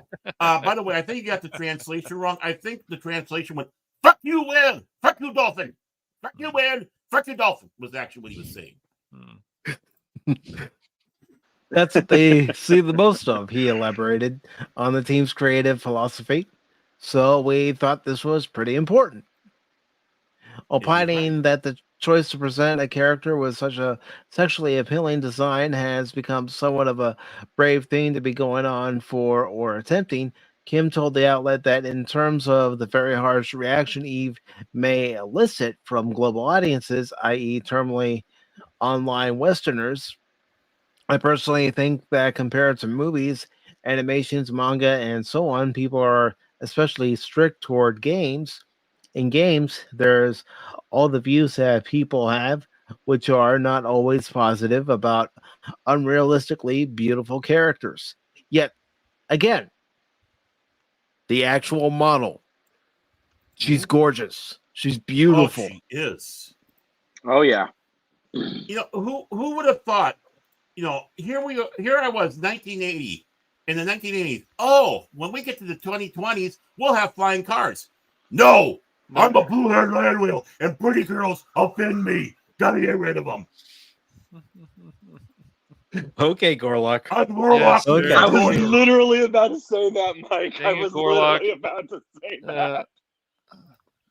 Okay, fine. If we're gonna do that, let's do it right. Wait a moment. Oh, there we are. Mike, you gotta find the clip where somebody did the voice edit for Gorlock when she introduces herself. It's Jabba the Hutt instead. I've seen it. Yeah. I gotta watch it. I gotta watch it. Men are intimidated by my beauty. Who was it that posted it? Drunk 3PO put that on his Twitter, and oh my gosh, the views he got were insane because people kept rewatching it over and over again, laughing their rear off. Oh yeah, and rightly so. How could you not? I mean, yeah, rightly so. This you know, everything that's going on right now, it's comical. Yeah.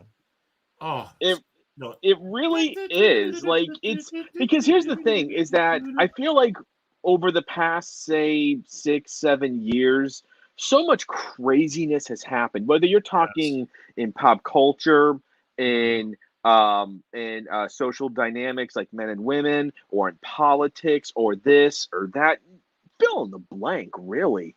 But we've seen so much outlandish stuff. Now it's like you just laugh because you're like, oh, I can't wait for this all to crumb down and for this all to come crumbling down. Dear Lord, Patriot. Well, the thing is, you're starting to sound like me, Patriot. Yeah, you're doing a mic on it. Well, the thing is that's the one who can have a strong heart to. The fact that they're going and basically double down, triple down, quadrupling down like they have been. Oh, hello. I didn't do that, by the way. I didn't do it. Wasn't me. But the way that they are going nuts about that, it means only one thing. We're winning. We're winning. Slowly but surely. Well, yeah. The thing is, it's never going to be a fast, quick victory. I mean, look how long it still took for us to win the war after D-Day, and look at the loss. This even goes into stuff of minority characters too. Like, why don't you guys do you want to push these things? Okay, fine. but you do such a poor job lately about minority characters. Have you guys forgotten about Alex? Have you forgotten about other characters that we've had in the past who were way more well-rounded than what you guys are putting out? That's why people go, is this another diversity hire? And then somebody goes, oh, is that racist or whatever? It's like, no, dude. It's just like the way they're going about this thing. This has to be this way. It's like, develop the characters. Look at what happened with Forspoken. Forspoken is a perfect example. It's ridiculous. It's ridiculous. Even the director himself bluntly admitted, honestly, when I play a game, I would like to see someone who is better looking than myself. Agreed. Nothing's wrong. God, I'm ugly. I mean, I want to see something pretty. I see ugly enough in the mirror. I mean, I can look at my ugly mug every day in the mirror. I will. Right, we will cut out those forbidden you, donuts, and then you'll get better, Baron. That'll be fine. We'll cut out. How dare you cut out the forbidden donuts, Cash? Don't you dare do that. And this is coming from the man with the magnificent chin. I mean, yeah. What's your beauteous agenda on us like that? Jeez. Oh man. And this is what else he says. That's what I want, he concluded. I don't want to see something normal. I want to see something more ideal. I think that it's very important in a form of entertainment. This is, after all, entertainment targeted for adults. Whoa. Agreed. Yeah. 100%. Common sense. I mean, like our friend, the Smoking Patriot. People What the hell you say? People have gone crazy with 2B's butt from Near Armada. It's like this is like she's not even real. Did we lose him again? Yeah. He's back. He's back. Even classic Lara Croft. Yes. Oh yeah. I triangle boobs. Yeah. And then there was no sound when I tried to play it before Pot Talk, just to see how the new controls were, so I can go, okay, I need to change this, or I can leave it alone. But no, there was no sound. No matter what I did, still no sound. So it's like, okay, I'm getting my money back. I'm canceling tomorrow's stream. And not only that, but that warning came up damn good for you, didn't it? Yep. They made sure that was I bet they made sure that warning did. I know. It's so stupid. It's like we got a warning here. Yeah. Well, you're gonna do that, then put. That's why Disney should put a certain movie on there. Well, we can talk about it. Doesn't matter. Talk about the Song of the South and put a disclaimer on there if you're so upset about it. Put a disclaimer on there. But no, we won't put that on Disney Plus. No. Well, speaking of warnings, notices, we have a reason why Jon Stewart returned to the Daily Show, and it's not the reason you might think it is, because people loved him on the show. One of the reasons, and they thought he was a great host. It's definitely political. It's funny too that they can't find a permanent host. So once a week now, they have to bring Jon Stewart back to the Daily Show. It's like, where's everybody else? You guys can't find a replacement after Trevor Noah? Oh, Trevor Noah got destroyed by Greg Gutfeld on Fox News. Yeah. SpaghettiOs. Like, dude, maybe just be funnier, because Trevor Noah actually had some good interviews. I saw him. But the thing is, he's also a jackass. And he has his head so far up his ass that he doesn't know where it is anymore. Well, as I sit back and say, isn't it great you have someone comes from a shithole country come over here and then bitch about how bad we are while he's making all this money off of us? Yeah, go back to your shithole. Right. So maybe the Daily Show should go back to what it was before with Jon Stewart, where they took shots at a lot of people. Just like the Colbert Show, they took shots at a lot of people. This is what Greg Gutfeld does. He decided he's one of the people to bring back old comedy. We make fun of each other on the panel. We make fun of other people. What's going on in politics? Right. Doesn't matter. We take shots at all kinds of people. Yeah. Yeah. Wow. What a concept. When Mitch the bitch has his little seizure and just stands there like Tippy the turtle, I mean, we have to laugh about it. That's right, man. I mean, the turtle comes over. He's like, "Oh, what can I do for you?" And he goes, "I don't know." Yeah, you know, yeah. Okay, ma'am, you got to go back there, and just above the right shoulder blade, there's a little button. Press that several times. That's the restart button. Oh no, you pressed the wrong one. That's that. He just peed his pants. That's the wrong button. Oh God! And then Mitch the turtle is all like, "Oh, Joe Biden, what can I do for you?" It's like, can you help me with my diaper duty today? Oh, I guess I could do that. I'm about as old as you, or maybe a little bit older, but it's okay.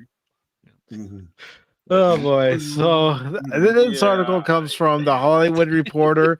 It's by Hillary Lewis. It was posted on the 12th. It says Jon Stewart says Daily Show return was prompted by wanting to have a place to uphold thoughts ahead of 2024 election.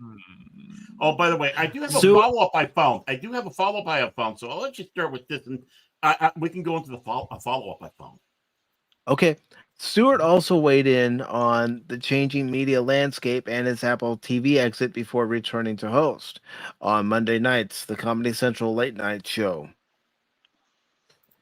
All right, so Jon Stewart is opening up about his highly anticipated return as host of Comedy Central's The Daily Show nearly 9 years after leaving the nightly gig.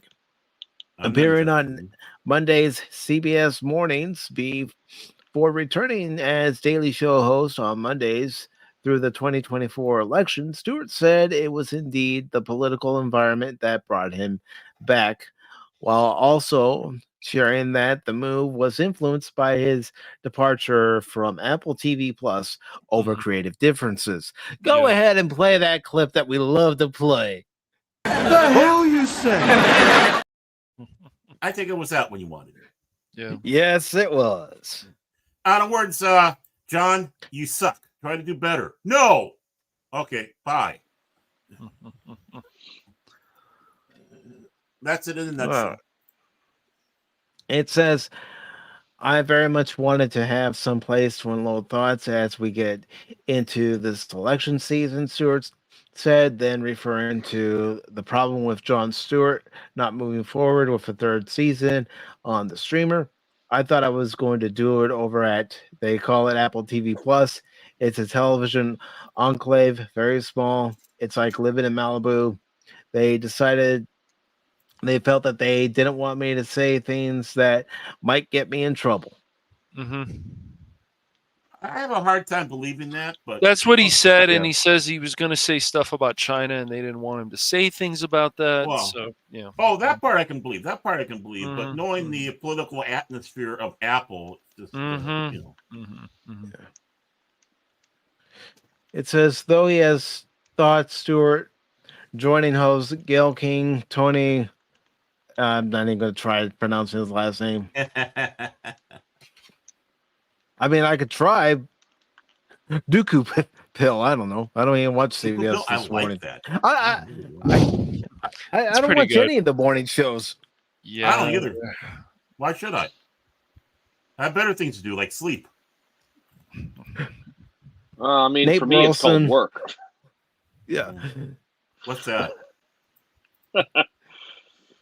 For an in-studio interview, was modest about the influence that his version of the show could have on real-world events. I'm so important. That's narcissist. You know, narcissist. Jon Stewart has done some good things, but he can be such a bonehead about other stuff. It's what he. The hell you say? Well, remember what he Our did for the. Let's admit it. That's our favorite clip. That's a great clip. Well, remember what he did? He was helping the 9/11 people. Remember that, Baron, a few years ago? I mean, that was nice. You know, like he's done some good things, but once again, he just can be a pinhead. It's yeah. Well, that leads us to this. How many of you think the opinions of actors should be valued as much as, well, say, doctors, engineers, or a courageous congressman? Right here. Yeah, right on. Well, you're wrong. Actors are self-centered punks. That was good. I'm not gonna lie. That was good. It's funny. It's great. He said, I don't know about hoping to have an influence, but I'm hoping to have a catharsis and a way to comment on things and a way to express them that hopefully people will enjoy, he said. But as far as influence, and you guys know from doing this, just about everything I had wanted to happen over the 16 years that I was at The Daily Show did not happen if you were hoping for influence. And I think I've learned that post Daily Show, I don't really view it as I really want to have an influence on this issue, this election, things like that. Yes, you do. Yes, you do. You can say one thing, but you mean another thing. You definitely want to have an influence on this next election. Everybody in media wants to have an influence on this next election. I don't care what side of the aisle you're on. Mm-hmm. Everybody wants to sway somebody's opinion one way or another. Mm-hmm. Could I be impressed that he was able to use the word catharsis? Yes. Okay. I just want to know. I just want to. Okay, I'm just curious.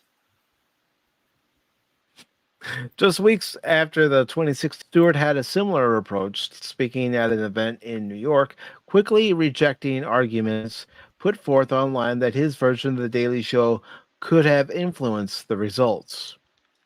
We were the destroyers of men and creators of empires, Stewart joked at the time.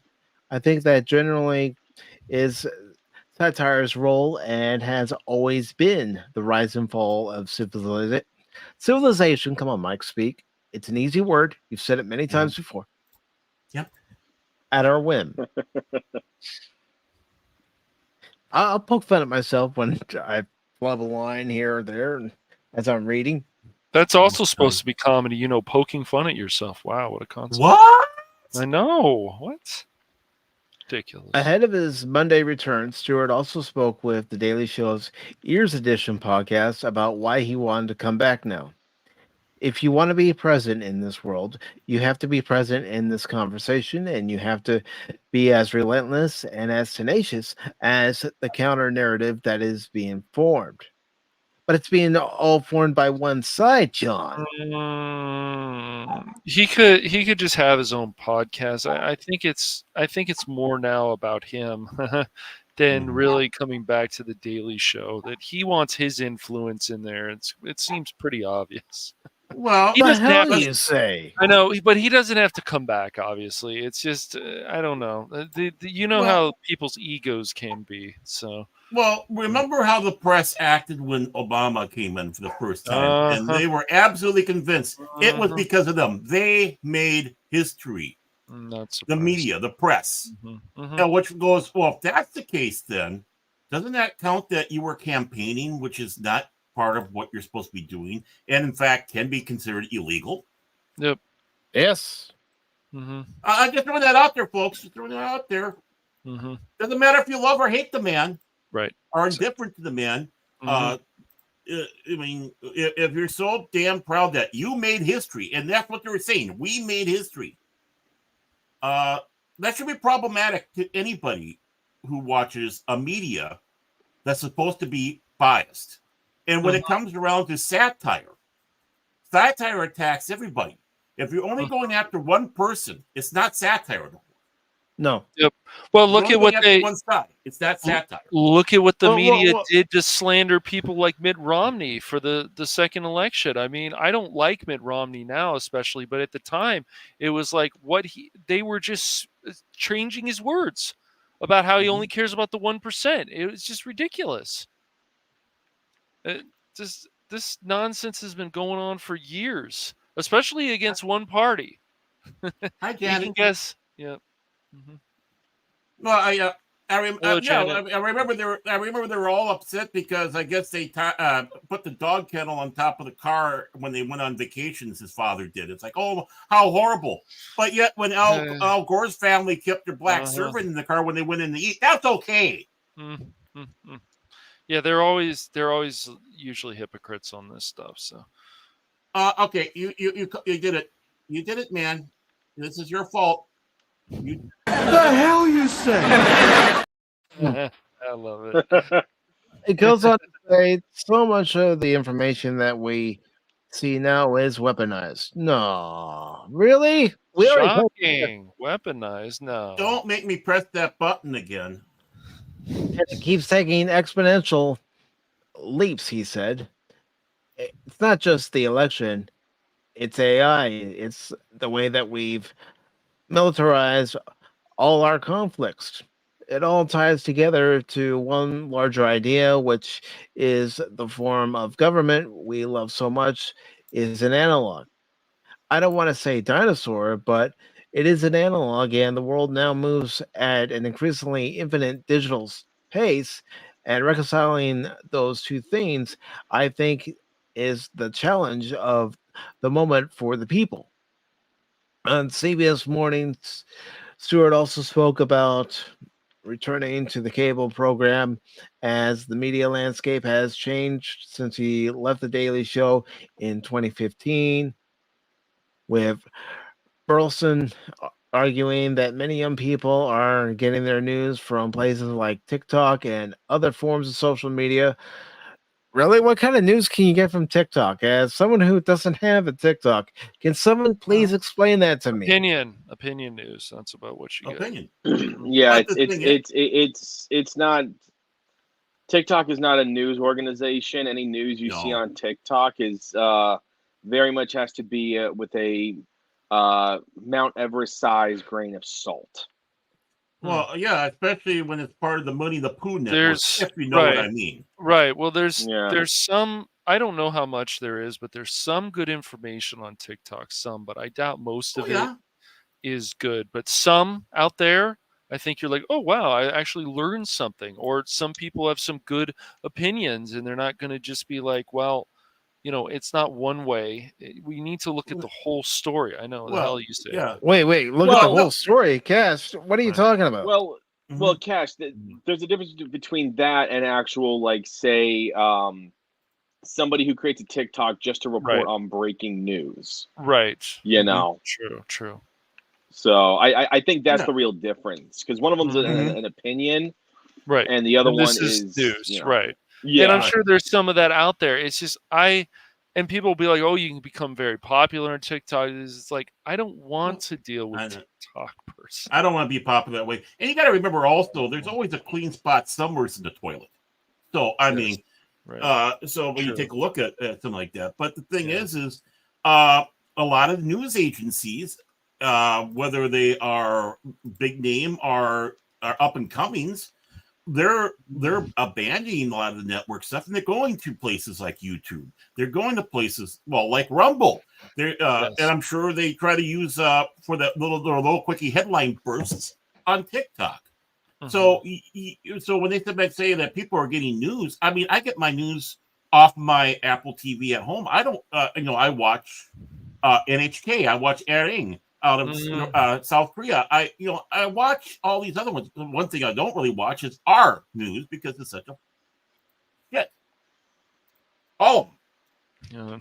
Yeah, exactly. Yeah, and that's the thing. At the end of the day, is that with Jon Stewart might have been funny back in the day. To be honest, I didn't really watch his show. The most I've watched, to be honest, was a clip that my aunt sent me about why deep dish pizza is inferior to New York pizza. His rant on that. Whoa. Oh yeah. Whoa, oh no. Whoa. Yeah, no, my aunt sent me that. That because my aunt grew up on New Haven style pizza, which is kind of similar to New York style. And so she's like, you got to see this. So she sent me it, and his rant about how how Chicago style pizza isn't actually pizza. I love it's I love both. My late mother, being from Staten Island, called Chicago style pizza a casserole. That's literally what he calls it. He says it's a bread bowl. Hold on a second. It's a bread bowl that with what was it? It's a bread bowl that you put cheese on, and then in defiance of God and man and all things holy, you poured uncooked marinara sauce atop the cheese. Atop. Well, I'm surprised you didn't put some canned onion rings on top of it. What we also Sounds saw, good. and people like Crowder and other people exposed this, is during the pandemic, you really saw how lame and pathetic these late night people can be. If Yeah. it was They're, that, they're still lame and pathetic. yeah, and they used to really. Sometimes they try, sometimes other times Yeah. they're off on their TDS, their activism nonsense, and you're just Right. like, ugh, this is embarrassing. Like, this is never what these shows ever should have been. What's happened to Stephen Colbert or John Oliver or any of this stuff?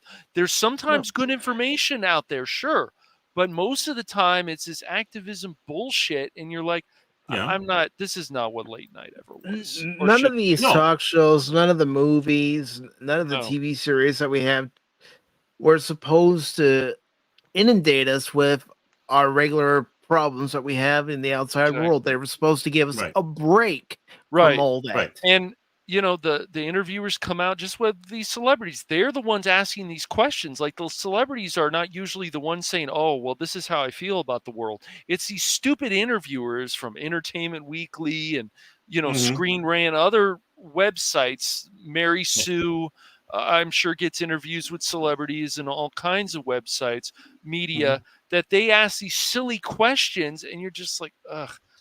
And Well, yeah. the thing is that they forgot exactly what Johnny Carson did to set the standard of late night talk show Right. for the longest time, because he took over after Jack, Yes. weepy Jack Parr, who was constantly crying. Right. Was he? I'll have to go look at that I'm being a little sarcastic there, but he was kind of known for breaking down on, not as bad as what's his name on the Blaze, but the thing is he was using that late night platform as a politic type of thing, heavy hitting stuff, and Johnny goes walking in there, realizing and knowing, no, this is not what this is for. This is for entertainment. Right. So for the next 29 years, that's what Johnny did. Yep. And it set the standard, and that's why he was successful, because this is the end of the day. The last thing you want to go to bed with on your mind is all the problems of the day that you need to decompress from. Right. And now all these losers are going back to the Jack Parr crap, which there's a reason why he wasn't a host anymore, and why Johnny took over. Right. And so they're losing their audience. They're having more of one side, where something like Greg Gutfeld, who, as far as I know, is still the #1 late night leader, is because he brought that old comedy style back, and people still enjoy that. And a lot of people still That's what people want. They want to be able to laugh. Whatever was bothering them during the day, whether it was in their personal life, work life, whatever it was, they want to be able to laugh so they can relieve whatever stress they're under. Yep. Because that's what laughing does for many of us. He didn't even go out. Jokes. Yep. Go ahead. Yep. I was going to say bad, corny jokes. I mean, look at when Johnny had a joke that missed and how he played it off. Conan did the same thing. Like, he would make fun of himself. Oh, that joke didn't do very well. Yeah. And they just he goes on to the next one. But even Conan changed a little bit. Like, it's just it's disappointing to see people that you've watched for so many years. It just disappoint. Like, we don't get stuff like Know Your Cuts of Meat, Know Your Championship Bowlers. Like, those were funny things that like Letterman had, and like we don't have funny stuff. It's more like, oh, I'm gonna come out and cry like Jimmy Kimmel. It's like even the Kimmel Show. Like, there's funny stuff, but then there's all this other activism stuff, and you're like, do you really want to put up with this? Where something like Greg Gutfeld, just as an example, he's making fun of the guests, he's making fun of other stuff in media, he's making fun of this, he finds these crazy stories, and he's got a presence where it's like, okay, I like, even if you don't like the guy or do like the guy, it's like you have to respect. Well, no wonder this man is now the late night leader, because he's this stuff is funny again. Look, we're making fun of the White House. We're making fun of this. We found this story. This story is ridiculous. This person thinks that she's a robot. She walks around and she's gonna destroy the wall and stuff. Like, these things are ridiculous. So it's easy to make fun of this stuff. Right, and the absurdity. Yes. Yeah. And I'm going to go ahead and read the rest of this article, and then we can give our comments over on the Rumble side, because it is getting close to the Rumble side. And I do have a follow-up to this story, too, that we can do over there. Okay. Okay. So it says Oh, we forgot to generally do the I will. news. We can do it over on the Rumble side.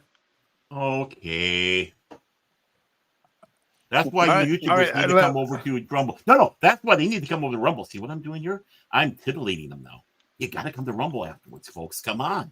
You can do it. Are you missed the best part of the show. Yeah? He went on to say, generally, I will be doing it with choreographed dance moves. Stewart joked of how that shift would affect his approach before turning serious and arguing that quality content will find an audience. Information is information, and if it's good content, people will find their way to do it, he said. I think the worst thing you can do is pander to this idea that young people absorb knowledge and information in an entirely different way.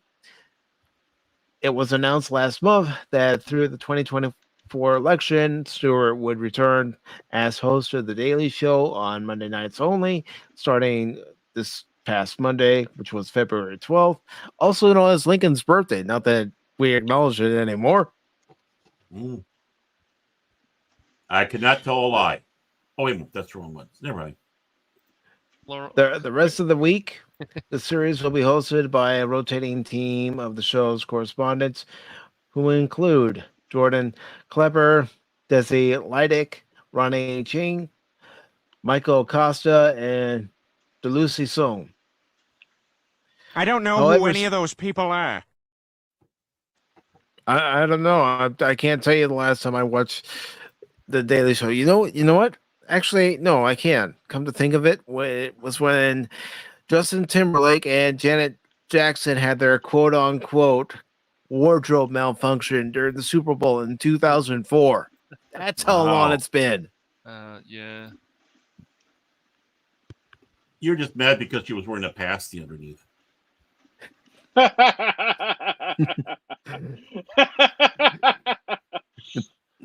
He's like, I thought we agreed never to speak of that. It says, however, Stewart will be an executive producer on the other nights as well, allowing the part-time host to be heavily involved in the show leading up to the election and even beyond, with Stewart still keeping him in place as executive producer through at least 2025. Stewart's return comes as The Daily Show continues to search for a permanent replacement for Stewart's successor, Trevor Noah, who unexpectedly exited the hosting gig in 2022. While Stewart was reluctant to talk more on CBS Mornings about why he was only returning on Mondays, that setup likely made his return more appealing. As the host was openly exhausted by the end of his initial run, kicking off the week also allows him to set the agenda for the next few days and comment on a weekend's worth of news. And the corporate synergy of an appearance on another network like Comedy Central, owned by Paramount Global, did not go unnoticed by Stewart, as Kane issued a disclaimer about the network's mutual corporate parent. Stewart was quick to quip, "Who's got the tote bag? Paramount Global tote bag? I thought it was called Viacom," he added. The conglomerate, before joking, "It's just billionaires moving us around on a strategical board." So, right about that. Yeah. The money people don't care. The money people control the media. And we'll get more into that over on the Rumble side, as Rumble. Is 3 minutes to the 8 o'clock hour. But before we do that, Patriot, got anything coming up on your YouTube channel? Brother, I have been meaning to stream for a long time, but I get home from work, I'm exhausted. So unfortunately, my channel has been kind of dead as of late. Unfortunately, I got to start making it a priority. It might be a weekend thing. I do it either on a Saturday or a Sunday. So yeah, the channel will be revived. I just don't know when. It's We'll just leave it at that for now. All right. I do have ideas, by the way. I actually there's a stream I want to do with you for. Sorry, us four. Sorry, us you four. But us four. Oh, you're counting me twice, aren't you? That's a fat joke, isn't it? You counted me twice. I got my eye on you. Hey, I'm fat too, so if anything, I was talking about myself instead of you. There'll be 5 of us. That's 5. But yeah, no, I actually had an idea, Mike. I wanted to run by you guys to see if you would be interested in doing a stream on it. Sure. So yeah, I'd love to hear it. Mm-hmm. And we can talk about that later. Baron and Cash, what do you have coming up on your YouTube channels? You want to go first, Baron? You want me to go? 7 o'clock Central Standard Time, Saturday on Fandom Legacy. We're continuing our talk about Babylon 5 Season 4 with, of course, Mike, Cash, Monet, Lord Critz of Everest Production, and everyone's favorite king and legend of trolls, Philip McCracken of Release McCracken. Wait, he's everyone's favorite? He's something. King, troll. I'm saying troll. Everyone's favorite troll, king and legend of trolls. Yes. Mm-hmm. And how about you, Cash? What do you got coming up? Well, I feel bad that I have to do a lot of driving, but it's family stuff this weekend. But I would rather, instead of driving down to a convention, I would rather be talking about Babylon 5 Season 4 and being on Pop Talk Sunday. But fortunately, that's not going to happen this weekend, and I still feel bad about that because I'd rather do that than having to drive and deal with maniacs and other people on the road. But hey Janet, you out there? You want to take over his spot? We got an opening for Sunday. Sunday, Wednesday, Sunday, Wednesday. Just keep the calendar open. So I've been offline. I've been testing some games. I've been testing Persona 3 Reloaded, and so I've been testing some stuff. Testing a Yeast game with Adult Christian. He's the main character, and I've been testing Donkey Kong. So I'm going to do a demo review, actually just a demo with no commentary because I want to test on Rumble to see how that goes for an hour of that Donkey Kong game. I think it's Mario vs. Donkey Kong. It's considered a remake. And then I still need to work on this week Dishonored and then Persona 5 Royal. So those are still in the works for the next few days. All right. And those will be live streams. And then besides like doing the videos on the YouTube side, I also want to, of course, do videos on the Rumble side and see how that goes as well. So that channel's starting to build a little bit on the Rumble side. So yeah, very nice. Yeah, on the Phantom Hooligans. Yes, I've been doing some testing too off stream too, man. Wow. I hope so. You better be doing some testing. I've been testing some stuff. And of course Friday. We're going to decide what game we want to play at 6:30 p.m. Pacific Standard Time on the Phantom Hooligans. Last week, I thought we were talking about Party Animals. We were talking about that, but we weren't sure. So, I thought we were talking about Space Marine too. Yes, we were talking about Space Marine as well. I don't know anymore. Come on, take control. Take control. We'll decide what we wanted to do. So that's fine. Okay, I want to be an take charge, Cash. Take charge. I am. Be a man. Lead with the chin. Lead with the chin, damn it. Lead with the chin. All right, but yeah, that's what's going on. All right. So. Now, as I mentioned earlier, I have decided to cancel the Tomb Raider remastered stream because when I tested out the game, there was no sound. No matter what I did, I couldn't get the sound. So I thought, you know what? If this port on PC isn't going to work properly once it's installed, even verifying all the files and doing everything I know how to do to get the sound to work, then I'm going to cancel it and I'm going to get my money back. Will I end up buying the console version? I don't know.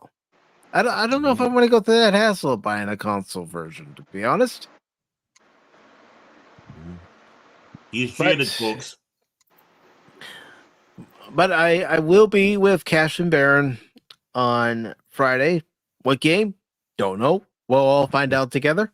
Yes. We'll talk And then, about it next day. and then, of course, on Saturday, it'll be non-free. There won't be a will. non on that panel on Saturday, which will be great for me. It will be very great. I got to thank his dad for that, too. So, Yes. thanks, Mr. Monet. Thank you, Mr. Monet. Thank your father, because it makes this Centauri very happy. He just doesn't want to read the book of Jaquan. That word salad. Why would I read that? I'll have Vera read it. Vera, you read this. Enjoy it. Tell me if it's even worth reading. Oh, it is. But I have a copy in the bathroom. It's a couple pages less now, but I got it in my bathroom. As you heard, I will be with Baron, Phil, and Crit talking more about season 4 of Babylon 5 at 8 p.m. Eastern Time, 7 p.m. Central Time, 5 p.m. Pacific Time, and then Sunday on Pop Talk at 1 p.m. Eastern. That'll be on YouTube and Rumble. We will have a special guest, comic book creator and artist, writer, and host of Pop Culture Minefield, Gary Cassell. So he will be our guest this Sunday on PACIFIC414 Pop Talk to discuss his new comic book that is currently under crowdfunding. As a matter of fact, let me go ahead and grab that link for Vindicated Inc. Yeah, Gary, he's okay. And you know what Gary would say to that? Fuck you, Baron. Yep. Mm-hmm. Well, you're going to have to say that a lot to him then, Baron. I'm sure when he's on the show. You're okay, Gary. You're okay, Gary. Yeah, you're okay. But this is the link for Vindicated Inc. It is currently under crowdfunding with, at this point in time, let's see, it has 67 backers. 41% has been funded so far. 65 days left to go. Check it out. It's very, very interesting. It's very engaging. And also the tiers aren't that expensive either. But Gary will be on the program to talk about Vindicated Inc., talk about his other work, and, have a great time with Baron and I. Yeah, he sat back and said, there's only one way I'm going to be on that show if that cheap-ass Baron supports it. And so I had to support it. So, yeah. He knows me. Cheap-ass Baron. That's about right. And for right now, looks like the main game I'm going to be streaming on the channel for next week is going to be more of Mad Max. Good game. Yay! And I'm having fun playing that game. I'm having a lot of fun playing that game. But for those of you if y'all patiently, wanted to keep with the pirate theme, you could just join me on Sea of Thieves. That's true. I do have it. I think my daughter has it. It's been a while since I played, but I do have it. And I don't know. Do you have Dark Tide Patriot? Oh, good question. Yeah, Warhammer. It might be on Game Pass. I gotta see if I It have is. enough hard It drive is. space It for is. It is on. Then I gotta see if I have enough hard drive space on the Xbox for it. That's Okay. kind of, that would be the only limitation if I don't have enough hard drive space. So Already. maybe on that. I'll throw a maybe. I'm not gonna commit to anything just yet because I don't want to talk out of my rear. I understand. And before we go exclusively to Rumble, I want to say thank you to TGAB Steve for being here tonight.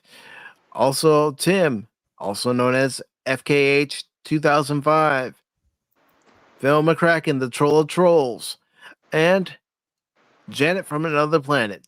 Thank you all very much. Follow us over to Rumble in 5,